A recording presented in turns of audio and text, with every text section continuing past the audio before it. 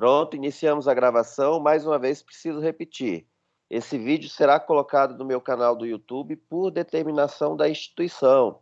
Portanto, se você não quer aparecer, eu preciso que você desative a sua câmera e desative o seu microfone e faça as perguntas por chat. Tá? Eu não vou dizer seu nome daí se você fizer a pergunta por chat. Eu vou apenas responder a pergunta, tá? O link, a forma que eu vou pôr no YouTube não fica de acesso geral, ou seja, não é qualquer pessoa que pode ir lá e assistir o vídeo. Vai precisar do link especial que eu vou passar logo quando eu conseguir pôr no YouTube, eu já passo para os representantes, tá? Só consegue acessar através desse link. Portanto, se não quiser aparecer, peço que mantenha o seu áudio e a sua câmera desligado, ok? Hoje nós já vamos dar início à sessão 3.1 e ao final da aula, terminando, eu vou explicar como que vai ser a nossa avaliação, tá? Mas podem ficar tranquilos, a gente vai facilitar os modos para que vocês consigam fazer essa avaliação da melhor forma possível, tá? É possível que, como a gente já está na sessão 3.1, então faltariam 5 aulas, vai sobrar, então, lá no final do semestre, 1 ou 2 aulas. Nós vamos usar para revisão essas 2 aulas, para a prova final de vocês, e para questões mais práticas, tá? Do dia a dia do advogado, do dia a dia do policial, do dia a dia do promotor de justiça, que eu acho isso muito interessante. Então, é bom que a gente esteja razoavelmente... na verdade, adiantado não, nós estamos dentro do cronograma, né? Tá? Hoje nós vamos falar sobre jurisdição e competência. São temas gostosos de estudar, tá? São bacanas. Cuidado, a parte da competência não é tão simples quanto parece. Não é que é difícil, mas são tantas regras que a gente precisa, de uma forma ou de outra, entender, decorar algumas, para que a gente consiga fazer a análise correta. Tá? Primeiro, mais rapidamente, mais fácil dela, jurisdição. O que a gente aprende lá em teoria geral do processo, tanto no civil quanto no penal, né, é a ideia de que jurisdição é o poder-dever de dizer o direito. E isso está correto, tá? É a forma mais simples de conceituar jurisdição. Poder-dever de dizer o direito. Ora, entretanto, alguns doutrinadores entendem também que a jurisdição é um direito, uma garantia fundamental do cidadão.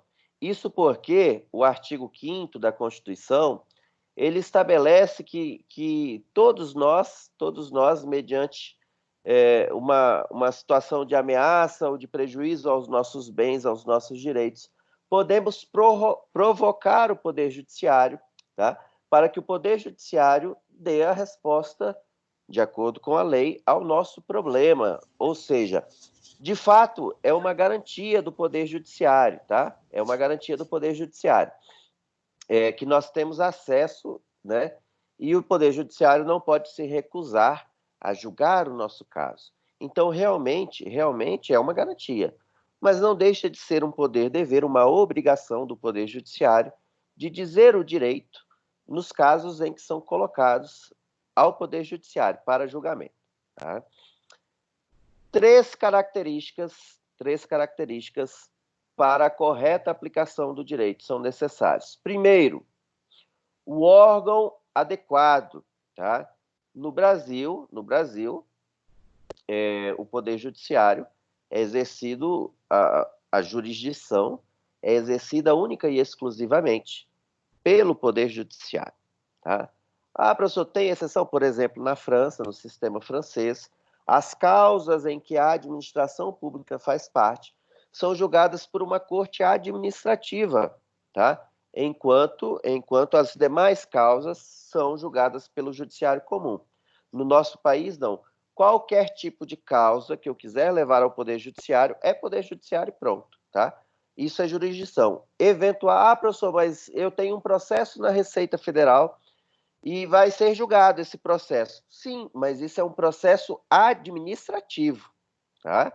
Portanto, não há que se falar em jurisdição. Apesar de que, na situação concreta, a solução do processo administrativo também precisa respeitar o direito. Mas como não é oriunda do Poder Judiciário na sua atividade típica, eu não posso falar em jurisdição, tá? Segundo requisito, contraditório, tá? A ideia de contraditório que vem junto ali com a ampla defesa é a ideia de que eu preciso saber do que estou sendo acusado, seja no âmbito civil ou no âmbito penal, para que eu possa me defender corretamente. Sem isso, ora, é um faz de contas. O processo seria um faz de contas. Eu efetivamente tenho que ter o direito de saber do que me acusam, de saber quais são as provas que o Estado tem contra mim, para poder me manifestar sobre essa prova, para poder exercer o meu direito à ampla defesa, o meu direito à defesa técnica através do advogado, que serão vocês, o meu direito à defesa pessoal através do interrogatório. Tá? Isso é importantíssimo. Por último, o procedimento adequado. Procedimentos é as sequências de atos previstos na lei até a finalização do processo. Tá? Nós vimos na aula passada, na ação penal pública, por exemplo, o início do processo penal é com o oferecimento da denúncia. Tá? Forma-se a relação processual quando o juiz recebe essa denúncia e a parte é citada. Ora, depois disso tem a fase da instrução, né, onde serão colhidas as provas, serão ouvidas as testemunhas, depois tem alegações finais, por fim, tem a sentença do Poder Judiciário, do juiz, o acórdão do tribunal e assim sucessivamente, ou seja, o efetivo julgamento da demanda. Eu preciso respeitar esse procedimento. Não tem como ter uma denúncia hoje e sair uma sentença amanhã sem defesa. Ora, eu estou desrespeitando o contraditório, estou desrespeitando todo o procedimento, nesse caso do processo penal. Ok? Gente, qualquer dúvida, fique à vontade, tá? Deixa eu tentar abrir o chat aqui, para caso alguém tenha perguntado pelo chat, só um minuto. Quem quer falar, pode falar. Ok, nenhuma pergunta no chat. Seguindo, princípios da jurisdição penal. Vamos relembrar alguns da nossa primeira aula, tá? Da nossa primeira aula. Primeiro, investidura. Só pertence ao judiciário. Deixa eu silenciar. Quem não estiver perguntando, deixa o telefone, por gentileza, no mudo, tá? Deixa eu ativar o mudo de todos. Ok. Princípio da investidura. Somente aquele efetivamente aprovado no concurso público que toma posse como juiz é juiz. Cuidado! Nem todo magistrado, por magistrado a gente vai entender todas as camadas, né? Desembargadores, ministros e ministros do STJ e do STF, nem todos eles advêm de concurso público, porque a própria Constituição permite, por exemplo, nos tribunais, ela fala do quinto constitucional. Então, o advogado, vocês, advogados, depois de 10 anos de serviço, de experiência profissional, podem ser escolhidos pela OAB na lista sextupla e encaminhada para o Tribunal de Justiça, ou o Tribunal Regional Federal vai transformar isso numa lista tríplice e vai encaminhar, seja para o governador do estado no âmbito estadual, seja para o presidente da República no âmbito federal. E vocês podem ser escolhidos e já virar desembargador de justiça direto, tá? Direto, sem ter feito o concurso para juiz. Ora, então é possível, então cuidado. A gente costuma falar de investidor e falar do concurso público do juiz, mas há outras formas de acesso aos tribunais. No STJ também, só que no STJ acaba sendo 1/3, né, para advogados e membros do MP, e no STF é de livre escolha do presidente da República.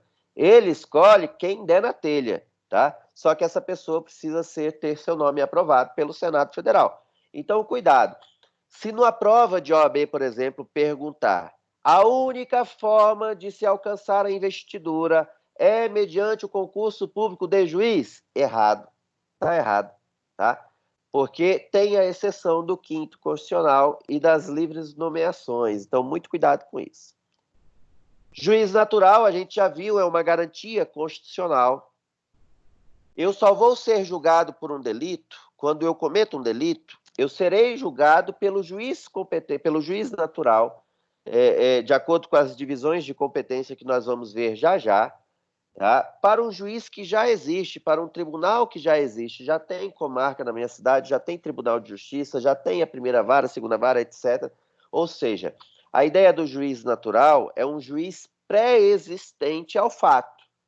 E essa ideia diferencia-se do juiz de exceção ou tribunal de exceção, que é um juízo ou tribunal criado após o fato, somente para julgar aquele fato. O mais famoso tribunal de exceção que nós temos é o Tribunal de Nuremberg, na que julgou os nazistas, tá?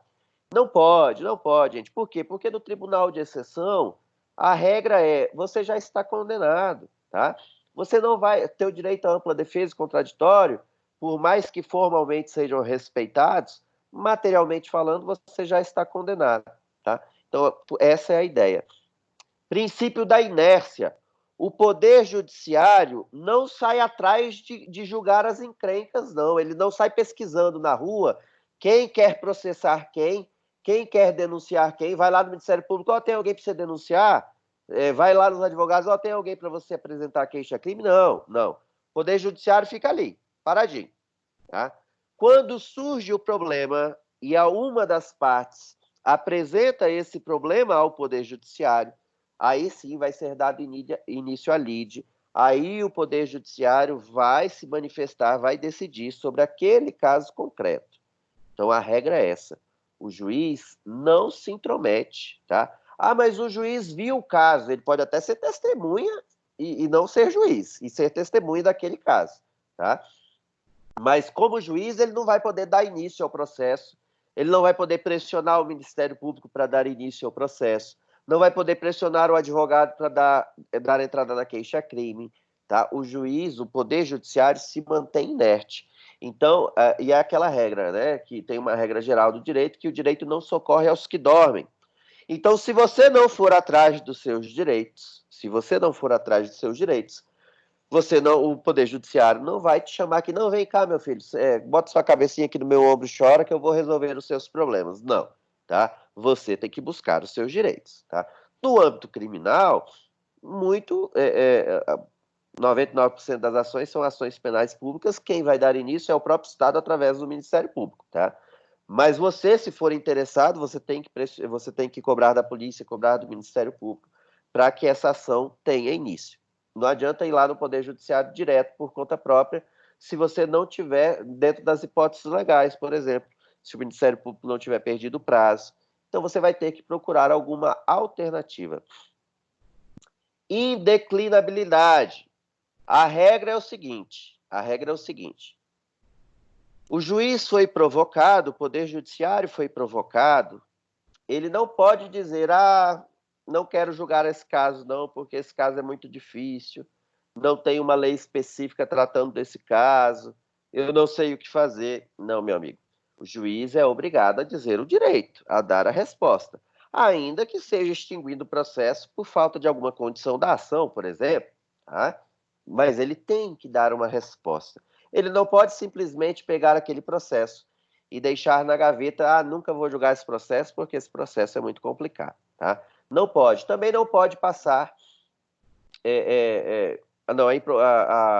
a indelegabilidade nós vamos dizer abaixo. Improrrogabilidade. Um juiz não pode invadir a competência do outro, tá?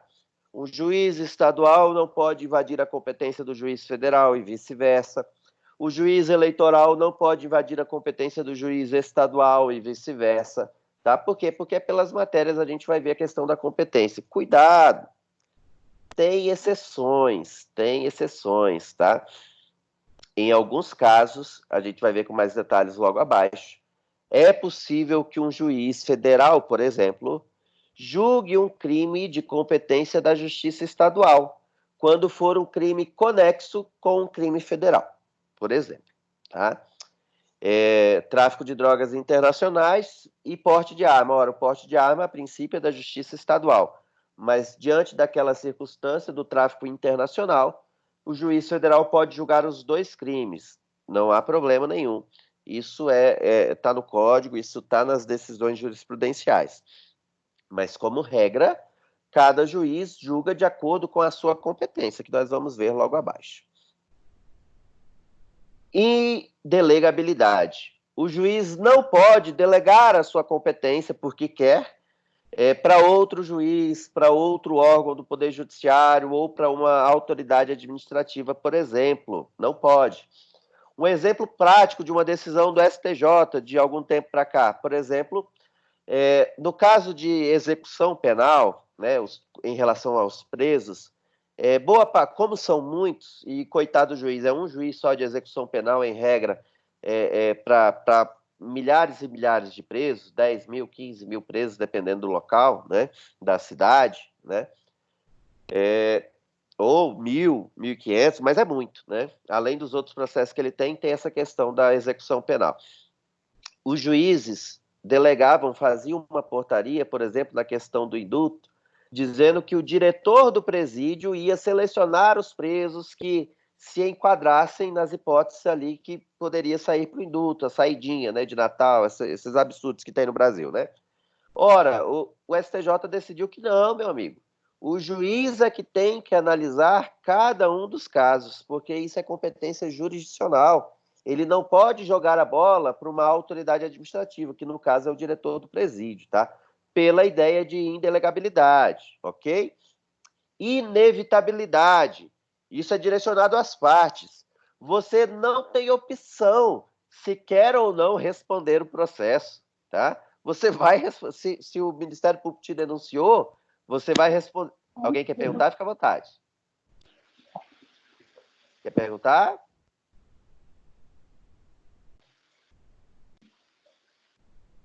Não? Então, seguindo. Então, vejam só. Se você foi denunciar... Oi? Gustavo? Com a informação, soldado. Eu moro aqui na GO 431. Deixa eu ativar o mudo aqui. Só um minutinho, gente. Eu trabalho no escritório de advocacia. Esqueci ativado. E o posto Saulo, ali, aquele posto da entrada de gasolina. E a descida... Pronto, consegui ativar o mudo aqui de todo mundo. Atenção, colegas. Quando vocês quiserem, se não quiserem perguntar, mantenham o mudo, por gentileza, senão acaba atrapalhando os demais, tá? Por gentileza. Então, vamos lá, voltando. A inevitabilidade significa dizer que se eu fui processado, meu amigo, eu tenho que me defender. Ah, eu quero ficar calado. Beleza, você vai sofrer as consequências. Se você não fizer uma defesa bem feita, através de um advogado particular ou da defensoria pública, e a sua própria defesa própria, apresentando elementos, você vai pagar o preço da sua desídia, tá? Se houver provas contra você, você vai ser punido. Ah, mas eu não quero ser julgado. Não é querer, tá? Não tem opção. Quem é réu em determinado processo não tem opção de querer ou não ser julgado. Vai ser julgado e acabou a conversa, tá? Princípio da unidade. A jurisdição é una e indivisível. Porque a ideia de poder judiciário é de que o poder judiciário é uno e indivisível. É um poder só, tanto no âmbito estadual quanto no âmbito federal. Todas as instâncias, todos os órgãos, todas as divisões de competência. O que há divisão é justamente da competência, seja em razão da matéria, em razão da pessoa, etc. Tá? Principalmente em razão da matéria. Mas o Poder Judiciário é uma coisa só, por mais que ele seja dividido em vários órgãos diferentes, com competências diferentes. Mas a ideia de jurisdição, de dizer o direito, é um único poder, o Poder Judiciário. Tá? No processo penal, o princípio da correlação, relacionado ao sentido de que a sentença do juiz precisa estar relacionada, tá? Precisa ter lógica com o pedido inicial, com a denúncia ou a queixa-crime, tá? Então, se a denúncia é pelo fato X, esse fato é um crime de roubo acontecido mês passado, tá? O juiz não pode condenar pelo fato Y, um homicídio acontecido há um ano atrás. Não tem nada a ver com a história, tá? Tem que ter, obviamente, correlação, senão essa sentença será nula, tá? Mediante o devido recurso, essa sentença vai ser nula. Agora sim, competência. Que, por um lado, é simples, por outro lado, tem tantas regrinhas que a gente vai precisar decorar, tá? E você vai ter que ficar relembrando isso aqui a vida toda, porque muda a decisão do STJ, muda a decisão do STF sobre competência, e você vai precisar se atualizar o tempo todo. O conceito de competência também é simples. É a medida ou especialização da atividade jurisdicional, tá? Ou seja, o direito, né, a jurisdição é uma só. Mas, considerando que o nosso direito tem uma infinidade de temas, direito do trabalho, direito civil, direito penal, né? Os órgãos do Poder Judiciário precisam ser divididos de forma a tornar mais eficiente a atividade jurisdicional, tá? Um juiz especializado em determinada matéria, por exemplo, a tendência é que os processos sigam muito mais rápido, né? Tá? Então, a gente sabe que, lógico, em comarca pequena só tem um juiz mesmo e ele tem que decidir tudo. Isso é padrão mesmo, paciência. Mas quando as comarcas vão ficando de segunda entrância, terceira entrância, já tem um monte de juiz. Cada um tem a sua competência. Aqui em Anápolis, na Justiça Estadual, tem juiz civil e tem juiz criminal, vai ter juiz da execução penal. Na Justiça Federal, como só são duas varas, as duas varas têm competência plena, ou seja, ambas são varas cíveis e varas criminais ao mesmo tempo, além de juizado especial adjunto, tá? Beleza. Qual é o critério de definição da competência? Primeiro de tudo, quando a gente estiver falando de competência, nós precisamos analisar a Constituição Federal da parte do Poder Judiciário, artigo 92 em diante, né? 92, 93, principalmente lá na parte do STF, na parte do STJ, na parte da Justiça Federal e etc. Tá? Por quê? É de lá que nós vamos tirar a competência das justiças especializadas, em regra, né? É lá que vai estar escrito qual é a competência originária do Supremo Tribunal Federal, por exemplo, julgar os deputados e senadores por crimes cometidos, e agora, de acordo com o próprio Supremo, por crimes cometidos durante o mandato ou que tenham relação ao mandato deles, tá? Com T. Por exemplo, né? Lá vai ter a competência da Justiça do Trabalho, que não tem competência criminal, né? Julga só as matérias de direito do trabalho. Lá que vai ter a competência da Justiça Federal, muito importante no dia a dia do advogado, saber a diferença da competência da Justiça Federal para a Justiça Estadual, tanto em âmbito civil quanto em âmbito criminal. Tá? Nós vamos adentrar nesse aspecto já já. Tá? Então, primeiro de tudo que a gente tem que olhar é a Constituição Federal. Tá? É o primeiro de tudo. Primeiro de tudo. Lá nós vamos encontrar, aqui diz, Lopes, ele diz que para a gente identificar, para que a gente identifique qual é o órgão competente para aquele processo penal que a gente quer analisar, que a gente quer dar início, por exemplo, se for o Ministério Público, se for através da queixa-crime, nós precisamos responder 3 perguntas básicas. A primeira delas é justamente qual é a justiça ou o órgão competente. E você vai conseguir isso através da Constituição Federal. E na Constituição Federal, tanto pela matéria quanto pela pessoa, né? Em razão da pessoa quanto em razão da matéria. É um deputado federal que praticou o crime, um desvio de dinheiro público durante o mandato dele, Supremo Tribunal Federal. É um conselheiro do Tribunal de Contas, é um desembargador de justiça do Estado, né? Um conselheiro do Tribunal de Contas Estadual, desembargador de justiça. Quem que vai julgar? STJ, Superior Tribunal de Justiça. Tudo isso está lá na Constituição Federal. Portanto, a primeira coisa que a gente tem que olhar é a Constituição Federal. Assim nós vamos identificar. A matéria é crime militar da União, Justiça Militar da União. Crime militar praticado por um policial militar, Justiça Militar dos Estados. Tá? Quando tem estados, se eu não me engano, no Brasil, acho que só o Rio Grande do Sul e o estado de São Paulo, que tem Tribunal de Justiça Militar próprio, tá? Porque o efetivo é muito grande, né? A Constituição determina que se o efetivo for maior de 20 mil, pode ter um tribunal próprio. Mas, geralmente, é julgado pela auditoria militar, em primeira instância, pelo próprio Tribunal de Justiça, em segunda instância. Mas é o Tribunal de Justiça fazendo, às vezes, de Tribunal de Justiça Militar, tá? E o juiz da auditoria militar é o juiz de primeira instância que vai julgar os policiais militares, os bombeiros militares, por exemplo. É um crime contra a Caixa Econômica Federal, um crime de furto, de roubo, de estelionato contra a Caixa Econômica Federal. Ora, Justiça Federal, artigo 109 da Constituição, tá? Então, primeira coisa de tudo que a gente precisa é olhar a Constituição. É o primeiro básico, tá? Professor, identifiquei qual que é o órgão. Está resolvido o meu problema? Ainda não, ainda não. Agora você precisa saber qual que é a comarca, qual que é o local onde esse crime será julgado, tá? Porque a regra do nosso Código Penal, do nosso Código de Processo Penal, é que o crime seja julgado no local onde foi consumado o delito.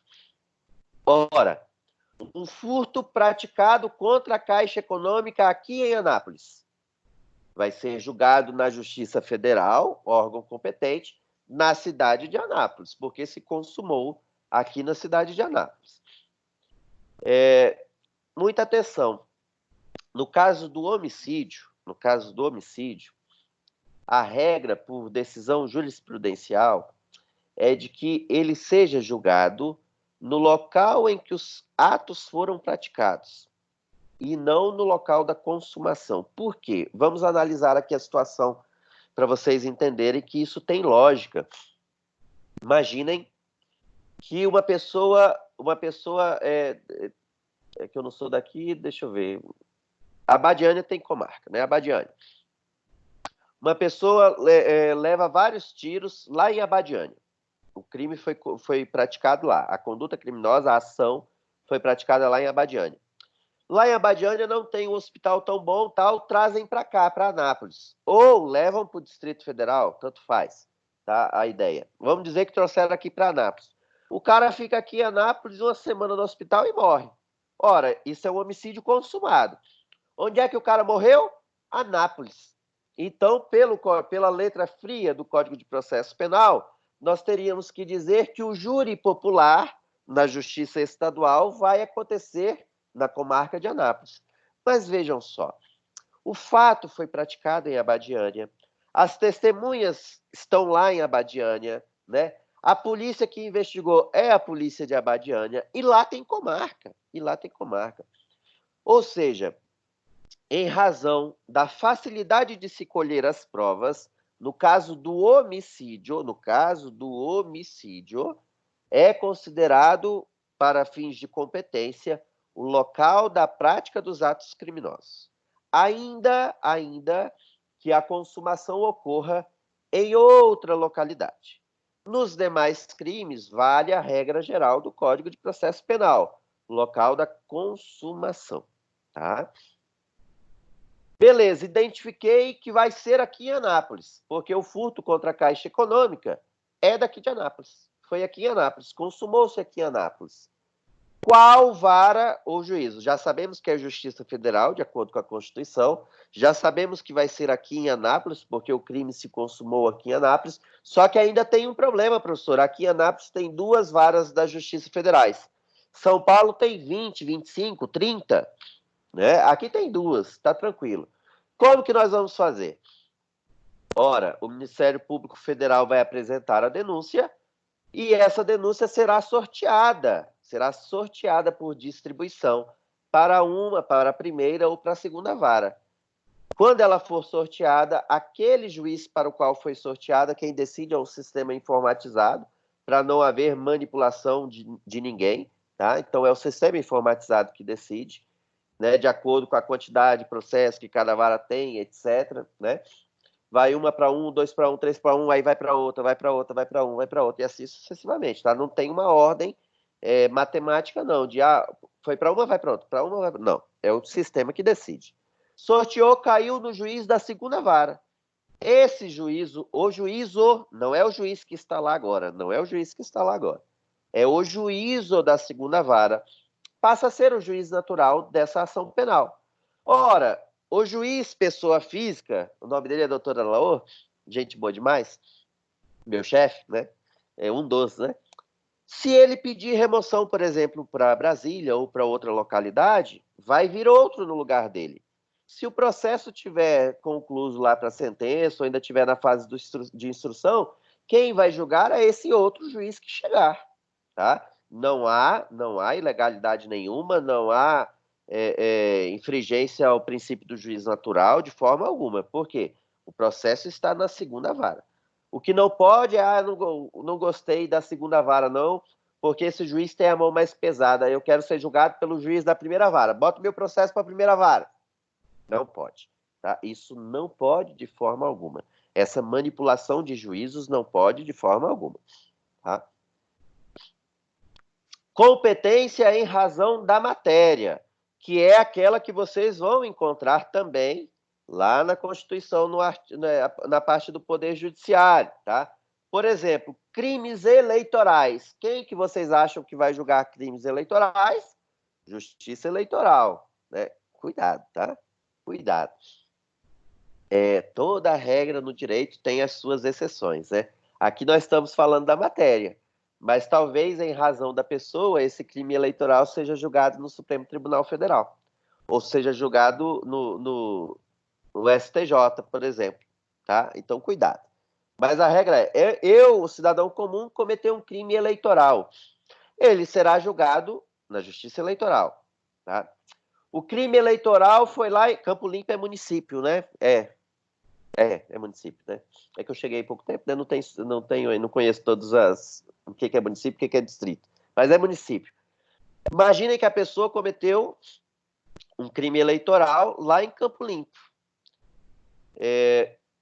Se não me falha a memória, não tem subseção da Justiça Eleitoral lá. Então, essa pessoa será julgada aqui em Anápolis. Por quê? Porque o juízo de Anápolis, ele pega todos os municípios da região que não sejam sede de Justiça Federal, Justiça Eleitoral, Justiça Estadual, por exemplo. Tá?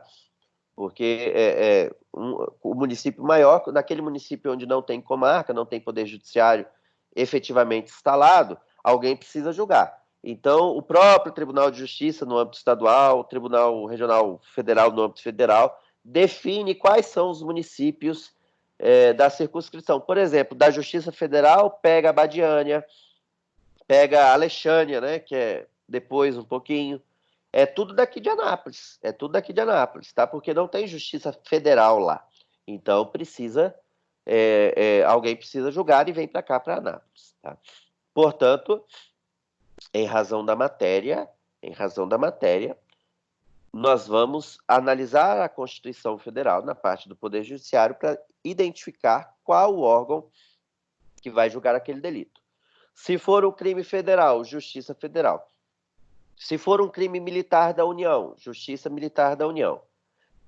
Não está em lugar nenhum, professor, Justiça Estadual. Por quê? A competência da Justiça Estadual, ela é chamada de competência residual, ou seja, o que sobra. Aí você pensa, poxa, professor, só o que sobra é da Justiça Estadual? Meu amigo, sobra muito, tá? A Justiça Estadual tem muito mais ações do que qualquer outra justiça, tá? No âmbito criminal nem se fala, ixi, nem compara, tá? Então, vejam só, a gente fala residual, mas sobra muita coisa para a Justiça Estadual. Tanto que a gente diz assim, a regra é para chutar, se eu tiver que chutar, eu chuto que a competência é da Justiça Estadual, porque ela é que tem a maior parte da competência no âmbito criminal, sem dúvida nenhuma, tá?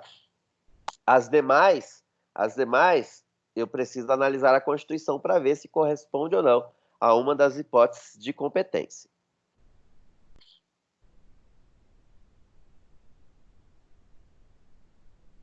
Em razão da matéria, nós temos também o júri, tá?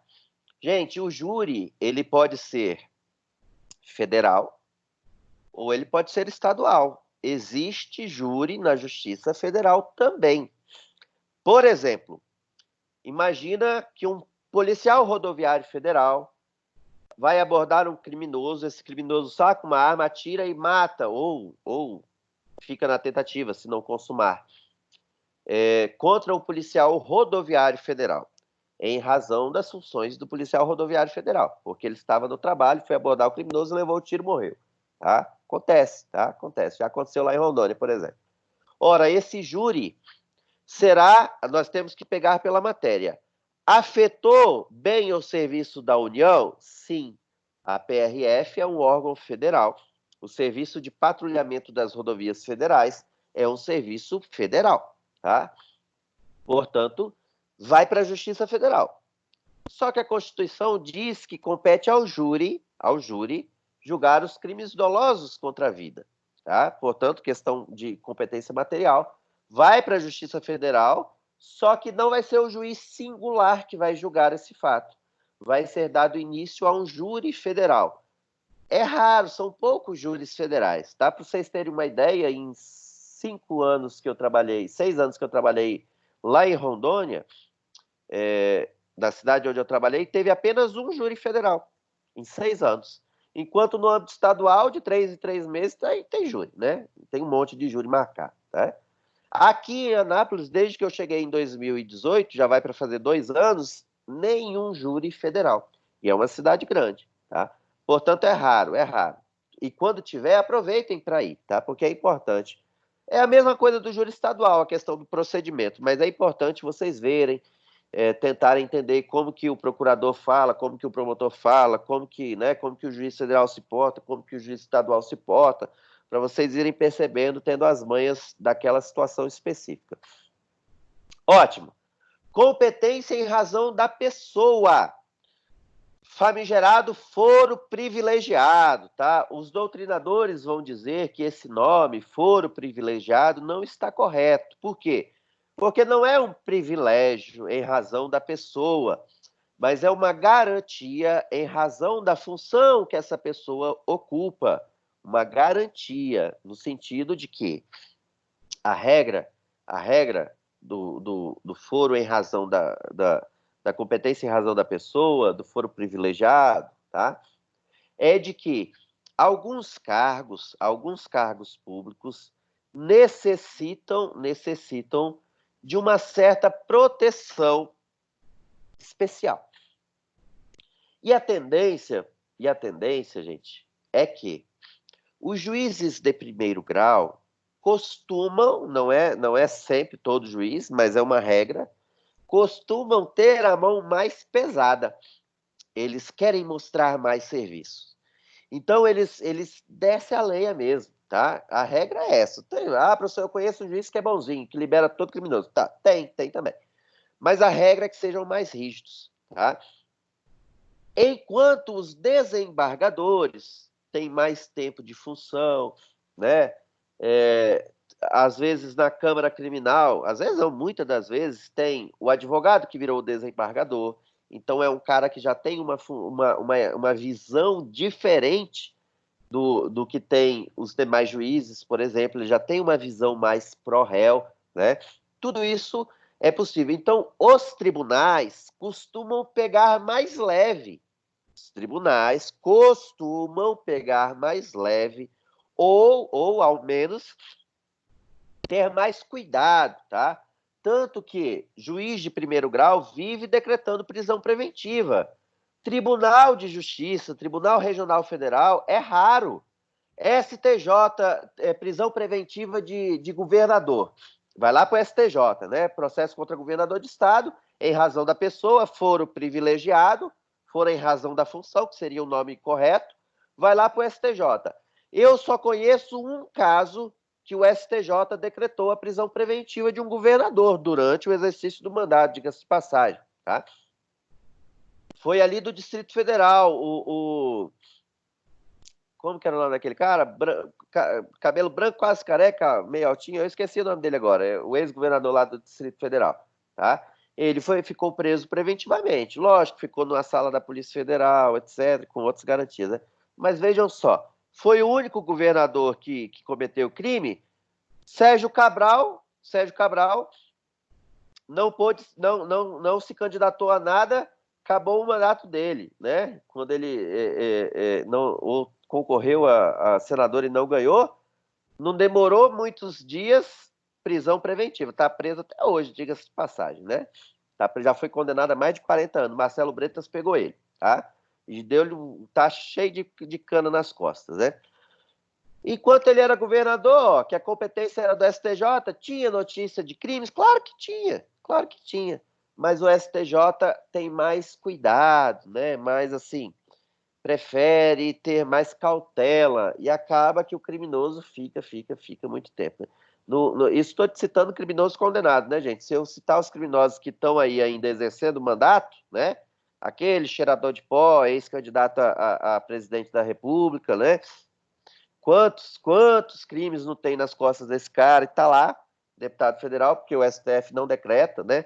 Não decreta preventiva, diz que não está nas hipóteses, porque só pode ser preso em flagrante, e também não julga o processo do cara, o Procurador-Geral da República dá uma enrolada também. Então, assim, na prática, o foro em razão da pessoa no Brasil se tornou, sim, estatisticamente falando, uma razão de impunidade dessas autoridades que cometem delitos, tá?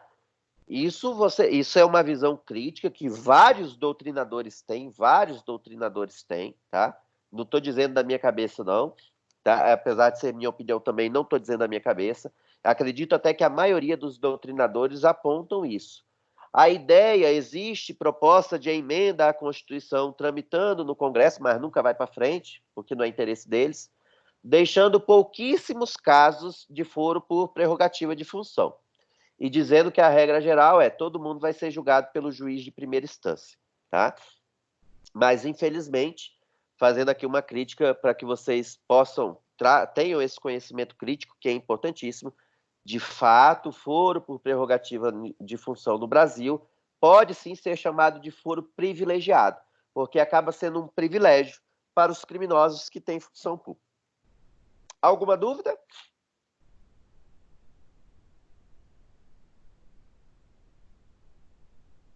Dentro do foro por prerrogativa de função, pode ser que seja julgamento no STF, no caso dos deputados e senadores, por exemplo, dos ministros de Estado da República, né? O STF julga os membros do STJ, por exemplo, tá? Os membros de todos os outros tribunais superiores, os membros do Tribunal de Contas, o Procurador-Geral da República e, mais importante, o Presidente da República. Caso cometa algum crime do qual ele possa ser responsabilizado ainda durante o mandato, ele será julgado no STF. Tá? Aqui no âmbito do Tribunal de Justiça, por exemplo, Tribunal de Justiça de Goiás é ele que julga qualquer juiz. Um juiz cometeu o crime, vai lá para o Tribunal de Justiça. Um promotor de justiça cometeu um crime, Tribunal de Justiça. Prefeito municipal cometeu crime, Tribunal de Justiça do Estado de Goiás, tá? Em regra, né? Cuidado, pegadinha de prova. Um juiz daqui de Anápolis comete um crime doloso contra a vida, um feminicídio contra a esposa, ou uma juíza mata o marido, ou quem quer que seja. Crime doloso contra a vida, praticado por um juiz. Quem que vai julgar esse caso? Se alguém quiser arriscar, fica à vontade.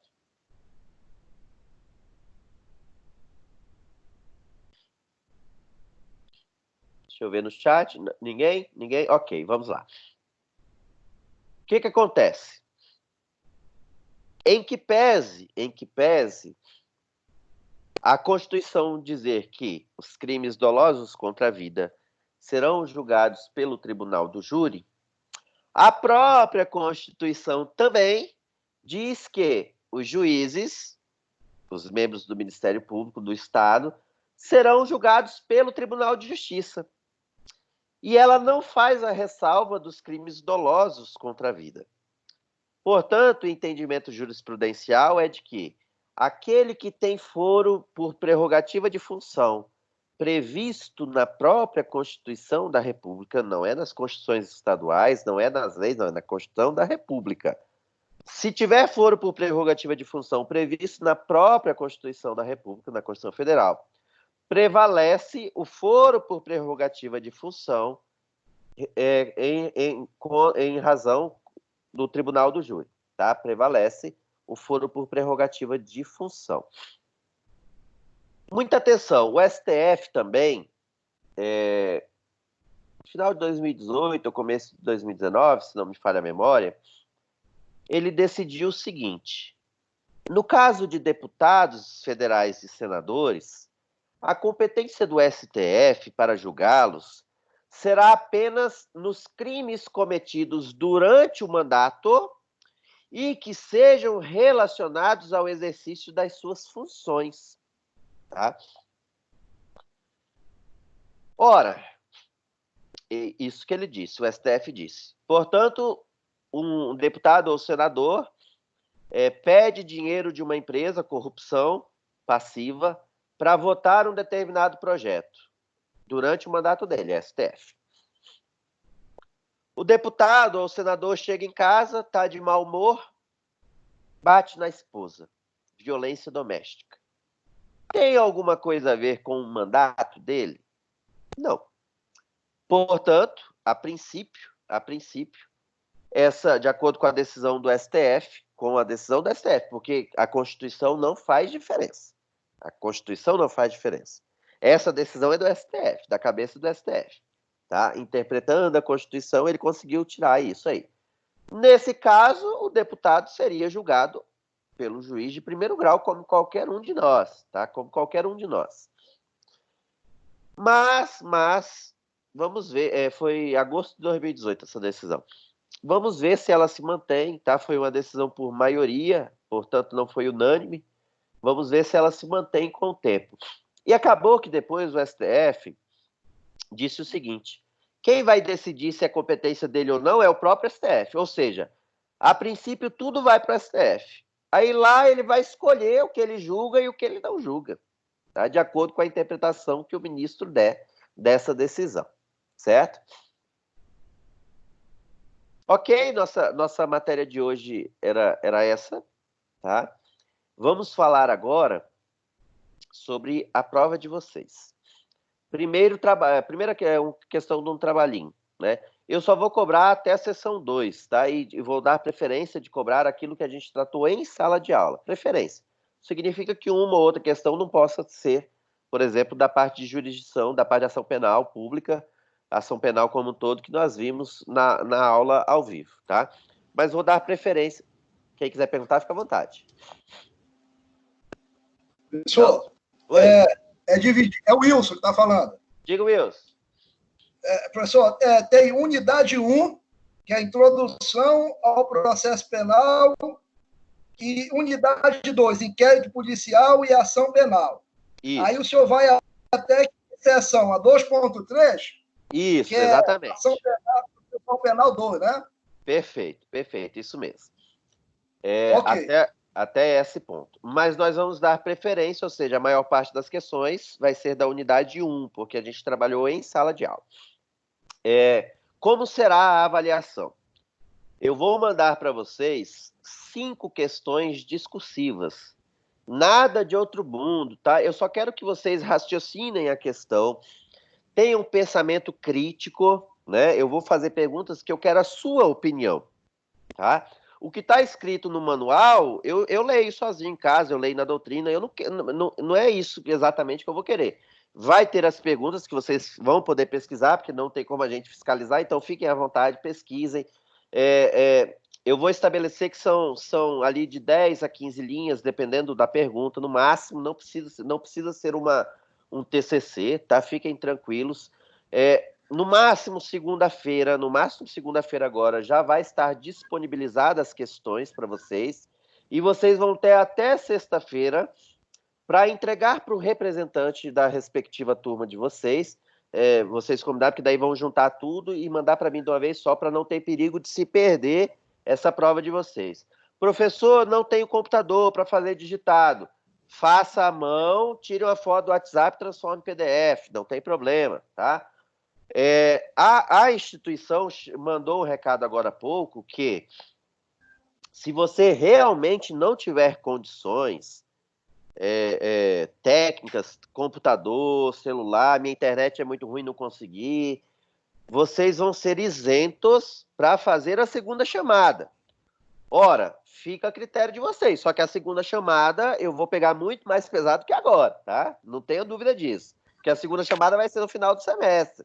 tá? Aí não vai ter desculpa de que não teve tempo para estudar. Então, eu sugiro que façam agora. Mas vai ser isento, não vai ter que pagar a taxa da segunda chamada. Só que isso te atrasa, sair de férias lá no semestre, tudo. Então, assim, diga para os colegas aí, vai estar fácil. Eu vou saber, na hora de avaliar a questão de vocês, eu vou saber analisar e entender essa dificuldade pela qual todos nós estamos passando, dessa quarentena. Então, não se preocupem. Quando eu gosto muito nas minhas provas, nas questões discursivas, de saber a sua opinião, saber que você está pensando por conta própria, mesmo que eu não concorde com a sua resposta, eu quero que você dê a sua resposta própria, porque eu quero que você pense sendo crítico, tá? Analisando as questões. Você não precisa copiar só o que o doutrinador fala, só o que a jurisprudência fala. Você pode pensar por conta própria, e isso é muito importante para nós do direito. E é isso que eu quero de vocês. Não se preocupem exatamente. Vai ter as perguntas, você tenta responder da maneira técnica, claro. Mas dentro da pergunta, da mesma questão, serão algumas perguntas, né, relacionadas àquele assunto. E eu quero ouvir a sua opinião e eu vou valorar de forma bem generosa a sua opinião, mesmo que seja diferente da minha. Não é eu ouvi a opinião do professor sobre isso, então eu vou repetir. Não, eu quero a sua. Eu quero a sua e pronto, tá? Vai haver também, para quem não fez, para quem não pôde fazer por problemas técnicos, o desafio nota máxima, vai haver uma sexta questão. Essa sexta questão, só para quem não fez o desafio nota máxima, portanto, faça o desafio nota máxima, é melhor. Essa sexta questão eu vou pegar um pouco mais pesado. Vai valer a prova do trabalho, tá? Vai valer como prova de atividade para quem não fez o desafio nota máxima. Professor, já fiz o desafio nota máxima. Fica tranquilo, fica tranquilo. Só escrever lá no modelinho que eu vou mandar para vocês, escrever lá, já fiz o desafio nota máxima, tal dia, e você vai me apontar lá e eu já vou valorar isso daí também, tá? Na segunda-feira, no máximo, essas questões já vão estar disponibilizadas para vocês. Vocês vão ter até a sexta-feira, às 22 horas, acho que foi o combinado com o pessoal, com os representantes, para mandarem para os representantes, e os representantes vão me encaminhar no sábado, de todo mundo junto, para não ter perigo de perder uma para lá, outra para cá, tá? Pessoal, uma pergunta. À vontade, diga, Wilson. Isso aí que o senhor está falando é um trabalho ou já é a prova propriamente dita? Já é a prova propriamente dita, mas ela vai ter o formato de um trabalho. Por quê? Porque não tem como eu saber se você está na sua casa consultando a internet, consultando. Não tem, entendeu? Então, dentro da nossa realidade, então, são questões discursivas que vai valer a nota da avaliação. A sexta questão extra, só para quem não pôde fazer o desafio nota máxima e o estudo dirigido. Se você já fez, eu vou escrever lá, você não vai precisar fazer a sexta questão, tá? Só vai fazer as 5 primeiras. Ah, professor, mas dentro dessas 5 eu não sei, mas eu sei responder, eu não sei todas, mas sei responder a sexta. Aí eu vou dizer lá, então você pode escolher deixar uma delas em branco e responder a sexta, que eu vou considerar só pela prova, tá? Vou explicar direitinho. Uma perguntinha, por gentileza. À vontade, todas. Professor, essas questões vão ser enviadas via WhatsApp ou via AVA? Eu vou mandar pelos dois modos, tanto via WhatsApp, quanto vou colocar lá no 8º encontro da aula de vocês, na parte da prova, na parte da aula, né? No tópico aula, eu vou colocar lá também as questões. E aí, ou seja, aí você acessa por onde você achar melhor, tá? Mas vai estar disponível tanto no AVA, quanto será encaminhado para os representantes via WhatsApp o modelinho em PDF. Mais alguma dúvida? Obrigado. Professor, essa nota vai para oficial, né? Nota oficial, da primeira avaliação oficial, perfeito. Beleza. Tranquilo? Mais alguma dúvida, meus amigos? Tranquilo? Hoje veio pouco, hoje veio 11 só, né? Não, 15. Veio pouca gente hoje. Deixa eu ver algum tema, deixa eu ver se eu lembro de mais algum tema bem interessante sobre jurisprudência. Ah, tá. Na questão da competência, rapidinho para a gente finalizar, um tema extra, né? Não é ainda tão aprofundado nesse tópico que nós estamos, mas imaginem o seguinte: eu não tenho foro privilegiado por função nenhuma, não tenho.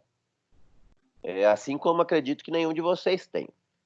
Eu me junto com o prefeito de qualquer cidade daqui do estado e nós dois juntos praticamos um crime de homicídio. Nós dois juntos matamos o nosso inimigo. Ora, será que nós seremos julgados ao mesmo tempo pelo mesmo órgão? Pegadinha de prova, tá, gente? A regra é que os coautores sejam julgados no mesmo processo. Essa é a regra, tá? Mas há exceções, né, por vários motivos. Neste caso, especificamente, o prefeito, ele tem foro privilegiado no Tribunal de Justiça do Estado de Goiás. E nós já vimos que esse foro privilegiado prevalece sobre o Tribunal do Júri. Portanto, o prefeito será julgado lá no TJ de Goiás. Eu, que não tenho foro privilegiado nenhum, serei julgado pelo Tribunal do Júri. Então, vejam só. E olha o problema que isso pode causar. Olha o problema que isso pode causar. Imagina que nós dois juntos, né, matamos o nosso inimigo. Lá no Tribunal do Júri, reconhecem que eu agi em legítima defesa. E eu sou absolvido. E lá no TJ de Goiás, não se reconhece a legítima defesa do prefeito e ele é condenado. Ora, é possível até você pensar no exemplo prático em que alguém está em legítima defesa e outro não. Mas na teoria ali, na prática, meu amigo, não. Na prática, ou os dois agiram em legítima defesa, ou nenhum dos dois estava em legítima defesa, né? Então, assim, qual que é o problema desses julgamentos que são feitos por órgãos distintos para o mesmo caso, né? Só que em razão das pessoas, cada pessoa vai ser julgada por um órgão distinto. Pode haver decisões conflitantes, tá? E cada um deles, olha, o Tribunal do Júri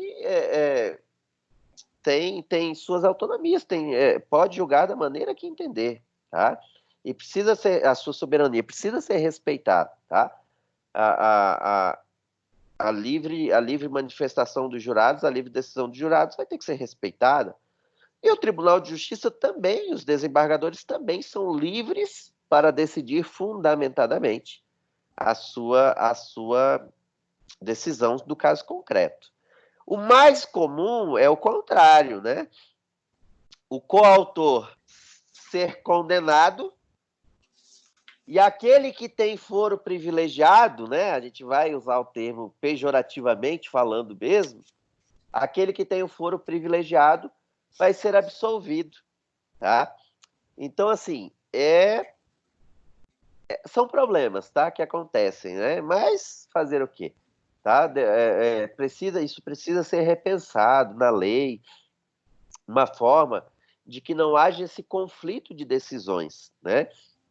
Quando o julgamento for por dois órgãos distintos, tá? Precisaria haver uma forma de não haver conflito de decisões.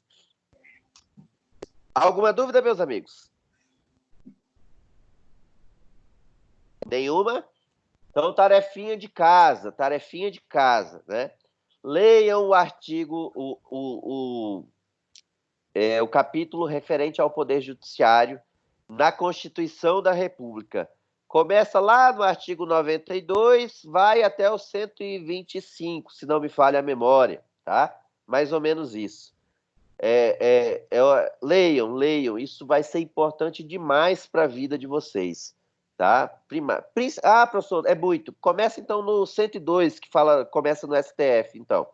Que dali em diante vai falar sobre as competências dos órgãos do Poder Judiciário.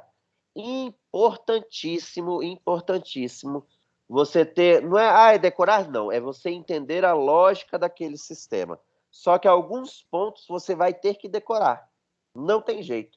Principalmente quando fala de julgamento dos tribunais superiores em razão da pessoa, tá? Você vai ter que decorar que o governador é julgado no STJ, que os desembargadores são julgados no STJ, que juiz federal é julgado no Tribunal Regional Federal, tá? Que o promotor de justiça é julgado no TJ, que o procurador da República é julgado no TRF também, tá? Que o juiz do trabalho, quando comete crime, é julgado no TRF, não no TRT. Você vai ter que decorar isso. Não tem jeito, tá? Competência você tem que decorar, e mesmo decorando as regras da Constituição, tem um monte de decisão jurisprudencial que faz uma interpretação, às vezes, um pouco diferente, que a gente vai precisar se adaptar. E essas decisões mudam toda semana, bem dizer, tá?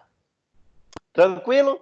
Na semana que vem, como é a semana de prova, nós não teremos aula. Nós não teremos aula. Não significa que você não possa tirar dúvidas comigo, desde que não seja dúvida sobre efetivamente a questão que eu te passei. Aí não dá, né? Aí não dá, tá? Mas outras dúvidas sobre a matéria em geral ou qualquer dúvida de processo penal, continua à disposição de vocês, tá? Fiquem à vontade. Quase ninguém está se utilizando desse canal, do WhatsApp, do Instagram, mas vocês são livres para utilizar, tá? Vou encerrar a nossa gravação. Até segunda-feira, professor, não estou conseguindo acessar a prova. Me procura no WhatsApp. Eu vou mandar para os representantes, mas me procura. Não fique sem a prova, pelo amor de Deus. Não adianta chegar sábado e me dizer, professor, eu não tive acesso à prova. Aí você vai cair lá. Ah, não apresentou também até sexta-noite para o representante. Você vai cair lá na segunda chamada, lamento te dizer, tá? Vai ser isento, mas a segunda chamada, aí vai a regra da instituição. Questão objetiva e questão subjetiva. Errou as objetivas, meu amigo, lamento, tá? Então, muita atenção quanto a isso, certo? Fiquem com Deus. Boa semana, sexta-feira santa, para quem crê. Não dá nem para dizer que vai ficar em casa descansando, porque nós já estamos em casa descansando faz muito tempo, né? Já estou cansado de ficar em casa, tá? Certinho? Então, vou finalizar a gravação. Boa noite, professor. Boa Para noite. vocês também. Até mais. Fiquem com Deus.